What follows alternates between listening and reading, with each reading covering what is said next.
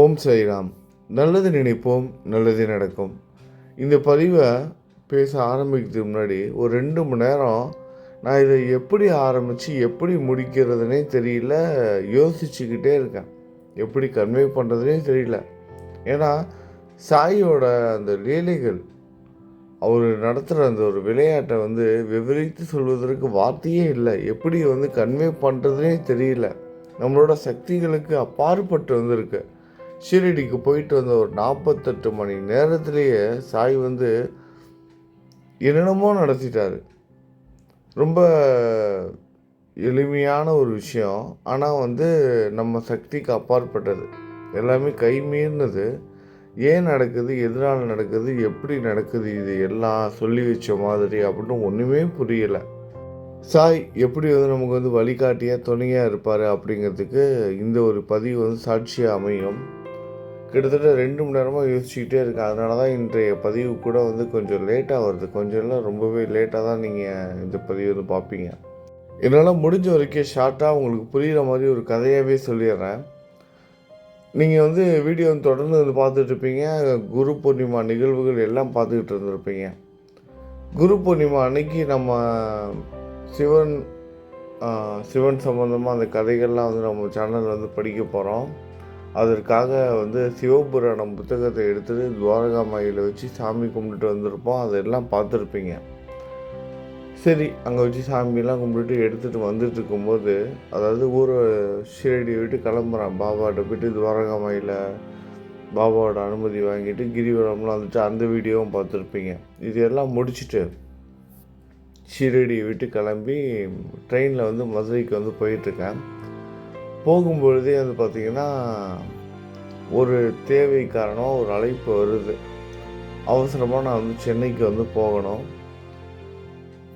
போகிற மாதிரி ஒரு சூழ்நிலை. சரி, மதுரைக்கு ஃபஸ்ட்டு வீட்டுக்கு போயிடுவோம். போனதுக்கப்புறம் சென்னைக்கு கிளம்பி போகலாம் அப்படிங்கிற மாதிரி அமைஞ்சிருச்சு. நான் நல்லபடியாக அந்த ஊருக்கு சேர்ந்துட்டேன். புதன்கிழமை மணிக்கு சேர்றேன். வியாழக்கிழமை மணிக்கு நான் சென்னை போகணும். அதனால தான் நேற்று இரவு பதிவு கூட பார்த்திங்க அப்படின்னா ஷீரடியில் நடந்த அந்த நிகழ்ச்சிகளை தான் போஸ்ட் பண்ணியிருப்பேன். காலையிலேயே எப்பொழுதும் இல்லாமல் வியாழக்கிழமை காலையிலேயே சரி, இன்றைக்கி வியாழக்கிழமை எதுவும் பேசாமல் இருக்கக்கூடாது, பாபாவை பற்றி ஏதாவது பேசணும் அப்படிங்கிறதுக்காக தான் காலைல குளிச்சுட்டு சாமி கும்பிட்டுட்டு ஒரு பதிவு பேசி அதை போஸ்ட் பண்ணிவிட்டு தான் நான் சென்னைக்கு கிளம்புறேன்.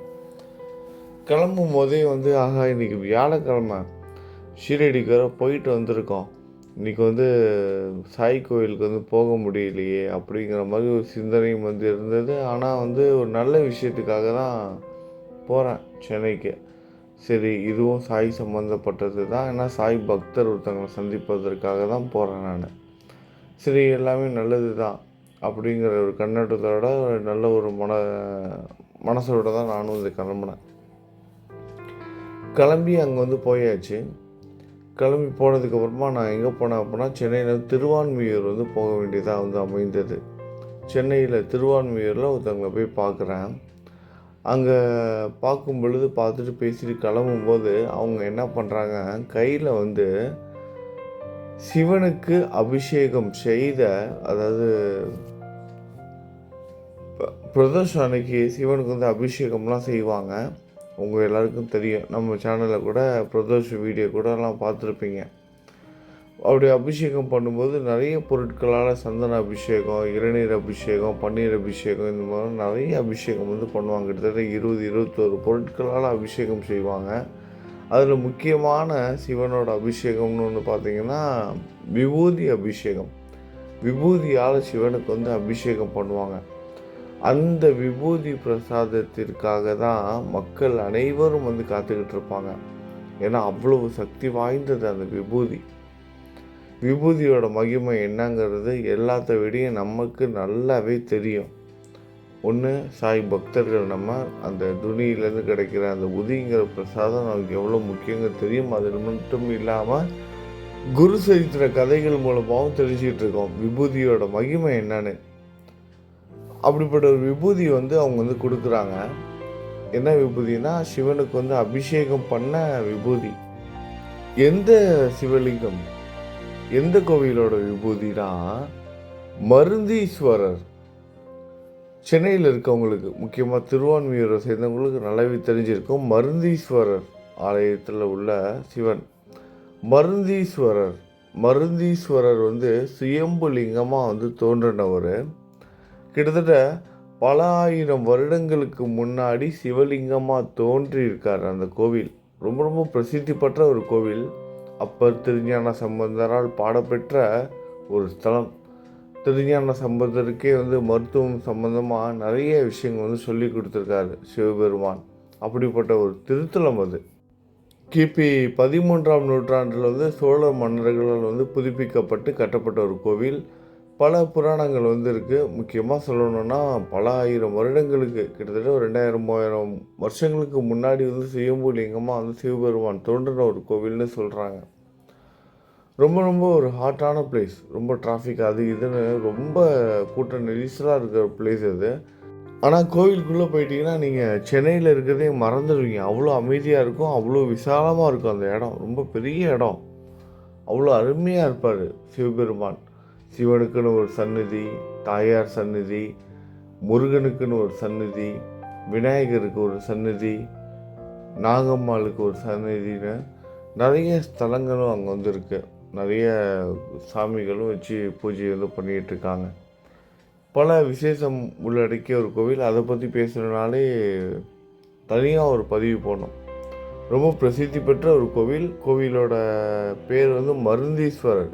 சாமியோட பேர் மருந்தீஸ்வரர். நல்லா யோசிச்சு பாருங்கள். நம்ம ஷீரடி விட்டு கிளம்பும்போது சிவபுராணம் படிப்பதற்கான அனுமதி நம்ம சாய்கிட்ட வாங்கிட்டு வரோம். நான் அந்த பதிவிலே சொல்லியிருப்பேன்.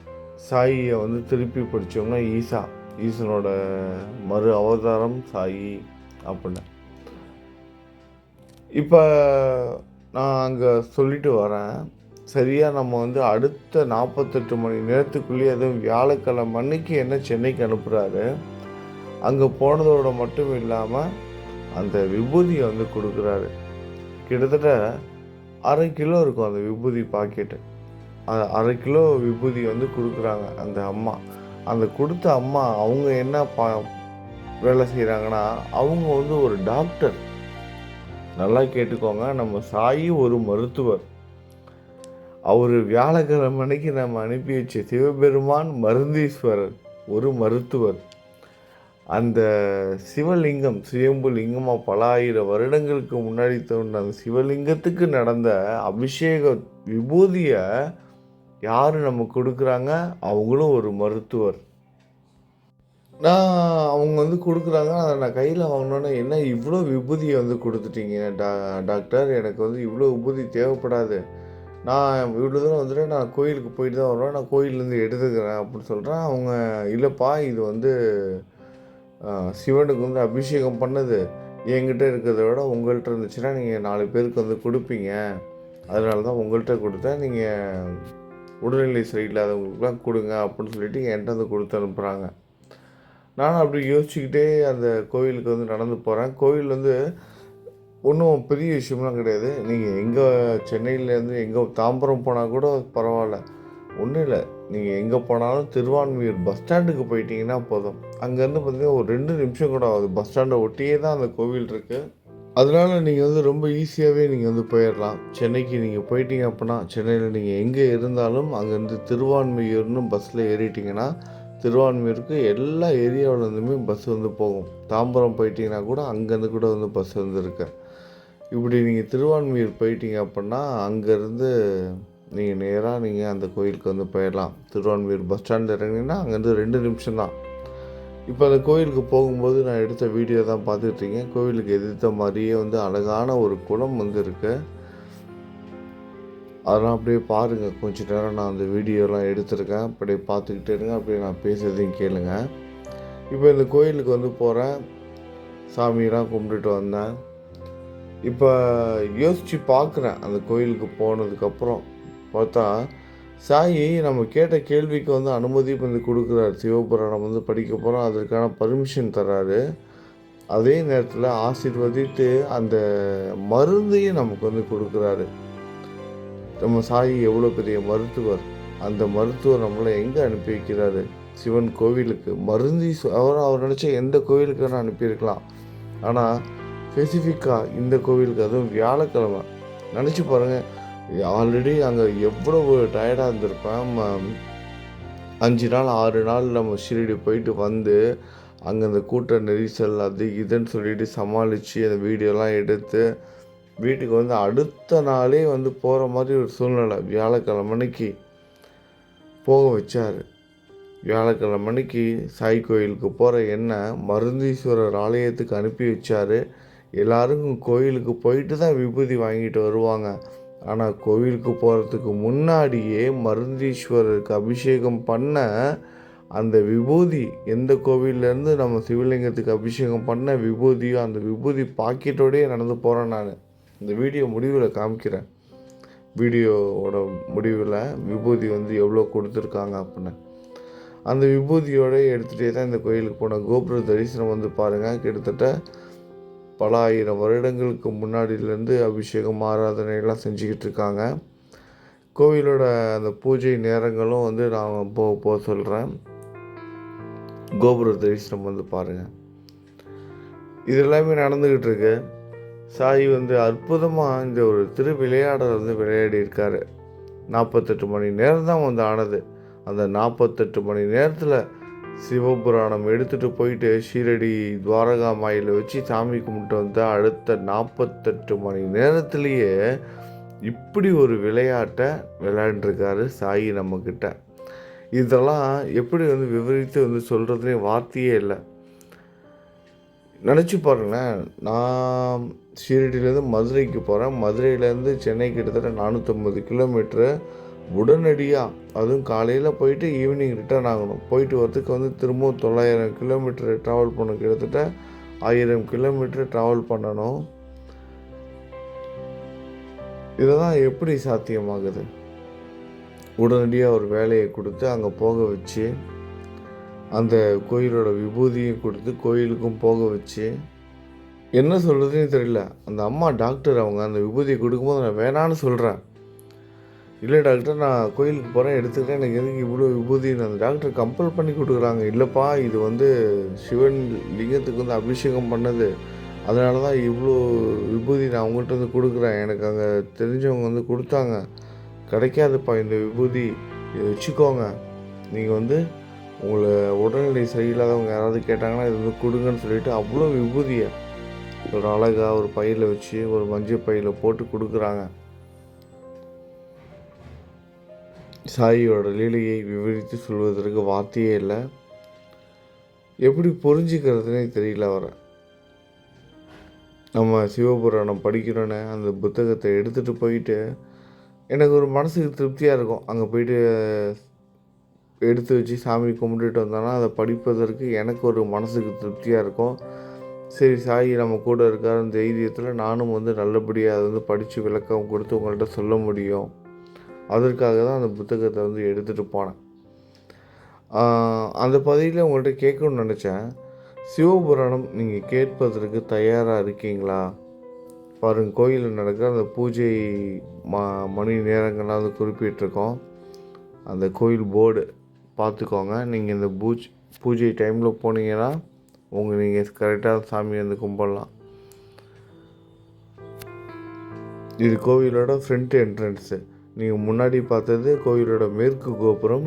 கோவிலுக்கு பின்னாடி தான் வந்து குளம் இருக்குது. இது வந்து கிழக்கு பக்கமாக இந்த கோபுர வாசல் வழியாக போனால் தான் நீங்கள் வந்து கோயிலோட கொடிமரம், நந்தி இது எல்லாம் வந்து பார்த்துட்டு உள்ளுக்குள்ளே சிவபெருமான தரிசனம் பண்ணிவிட்டு அதுக்கப்புறம் தாயார் சந்நிதி, சுப்பிரமணிய சுவாமி, திரு முருகனோட சந்நிதி, விநாயகர் சந்நிதி இதெல்லாம் வந்து நீங்கள் வந்து பார்க்கலாம்.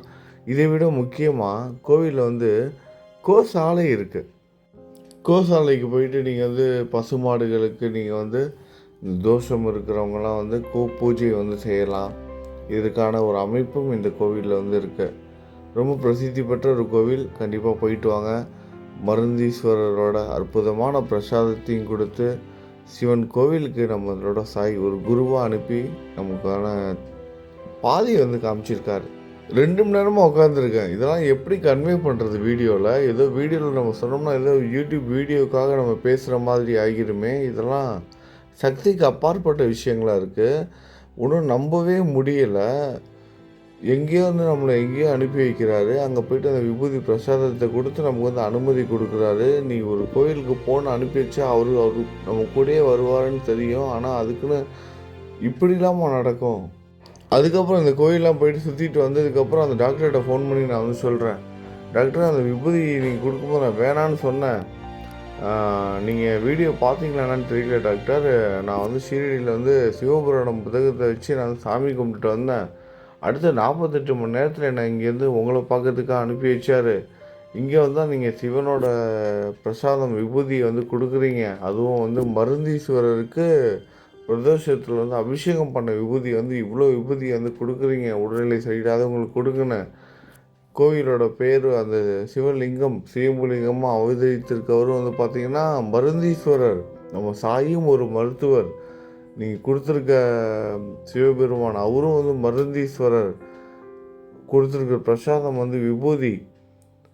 இப்படி எல்லாமே கனெக்ட் ஆகுது. டாக்டர் இவங்க ஒரு டாக்டரு, சாய் ஒரு டாக்டரு, சிவனும் ஒரு டாக்டராக இருக்கார். இங்கே எல்லாம் அப்படியே ஒன்று கோடி எல்லாமே நடக்குது பாருங்களேன். என்னால் புரிஞ்சிக்கவே முடியல. அதான் சொன்னேன், டாக்டர் நீங்களும் ஒரு மருத்துவராக இருக்கீங்க, இதான் அதில் உச்சகட்டமான ஒரு ஹைலைட்டே அப்படின்னேன். அதான் டாக்டர்கிட்ட போனால் நம்ம மருந்து வாங்கிட்டு வருவோம். நம்ம சாய் பாருங்கள் எப்படிலாம் கனெக்ட் பண்ணியிருக்காரு அப்படின்னு. சரியாக ஒரு டாக்டரை மீட் பண்ணுறதுக்காக இப்போ அனுப்பி வைக்கிறாரு. அங்கேருந்து மருத்துவ சிவலிங்கம் மருந்தீஸ்வரரை பார்க்க வந்து சொல்கிறாரு. சிவலிங்கத்துக்கு அபிஷேகம் பண்ண விபூதி வந்து கொடுத்து அனுப்புகிறாரு. அதுவும் கிட்டத்தட்ட 1/4 கிலோவுக்கு மேலே இருக்கும், 1/2 கிலோ பக்கம் இருக்கும். இருங்க காமிக்கிறேன் ஒரு நிமிஷம். இந்த விபூதி பாக்கெட்டை தான் அவங்க வந்து கொடுத்தாங்க. திருவான்மியூர்லேருந்து ஒரு டாக்டர் நமக்கு வந்து கொடுத்துருக்காங்க. மருந்தீஸ்வரருக்கு அபிஷேகம் பண்ண விபூதி. சாயோட அற்புதத்தை விவரித்து சொல்வதற்கு வார்த்தையே கிடையாது. அவர் வந்து நம்மளோட எண்ணங்களுக்கும் சிந்தனைகளுக்கும் அப்பாற்பட்டவர். இப்படி தான் இதான் அப்படின்னு நம்ம வந்து சொல்ல முடியாது. என்ன நடக்கும் அடுத்த நிமிஷம், என்ன வேணால் நடக்கலாம், எப்படி வேணால் அதிசயம் நிகழலாம் அப்படிங்கிறதுக்கான ஒரு சாட்சி இதுவும் ஒரு சாட்சி. இந்த மாதிரி நான் பல விஷயத்த வந்து சொல்லலாம். ஆனால் வந்து இதே மாதிரி தான் இருந்திருக்கு. எப்படி வந்து விவரித்து சொல்ல முடியல. இதெல்லாம் எப்படி வந்து சொல்லி கன்வே பண்ணுறது? இந்த மாதிரி பல சந்தர்ப்பங்கள் பல சூழ்நிலைகளில் வந்து இந்த கோவில் சம்மந்தமாக பேச ஆரம்பிச்சதுக்கப்புறமா வந்து என் வாழ்க்கையில் நிறைய நடந்துக்கிட்டே இருக்கு. இப்போ இந்த ஷீரடி போயிட்டு இந்த அடுத்த 48 மணி நேரத்துக்குள்ளே இதெல்லாம் நடந்திருக்கு.